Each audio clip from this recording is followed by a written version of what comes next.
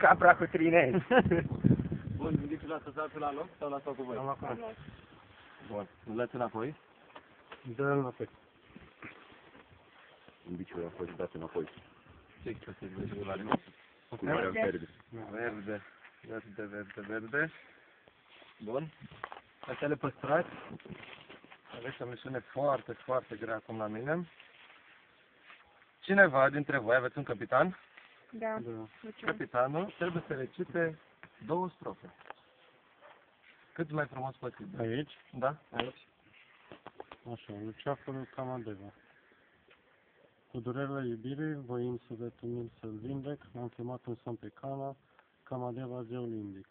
El veni, copilul mândru, călărind pe un papagal, a văzut pe pațarnic ca văzută de coral. Bun. Acest lucru nu spuneți la nicio altă echipă unde ați găsit indiciu, deci rămâne secret. Și următorul indiciu, adică la următorul checkpoint, e multă liniște și multe locuri de cazare. Mult succes! Păi și dacă mai alte echipă care caută același indiciu ca și noi? Foarte bine! Deci e multă liniște și multe locuri de cazare. Nu mă faceți griji că fiecare echipă Unde ar putea fi multă liniște. Ok, și cu asta ce să fac? Multă liniște. Păi, ia cu stradul, să folosiți mai încolo.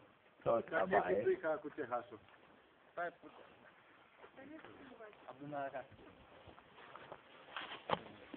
Aici sunt locuri de cazare și liniște. Față de Bă, știi unde zic eu? Știi unde zic eu că e?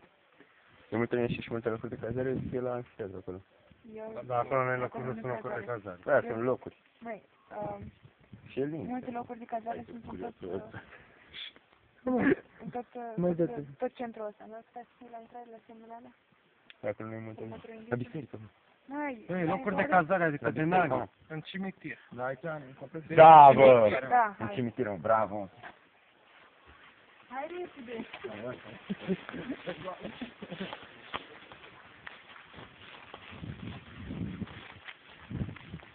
Se pare că am găsit următorul eu l-am găsit, dar presupunem că este la multe locuri de cazare.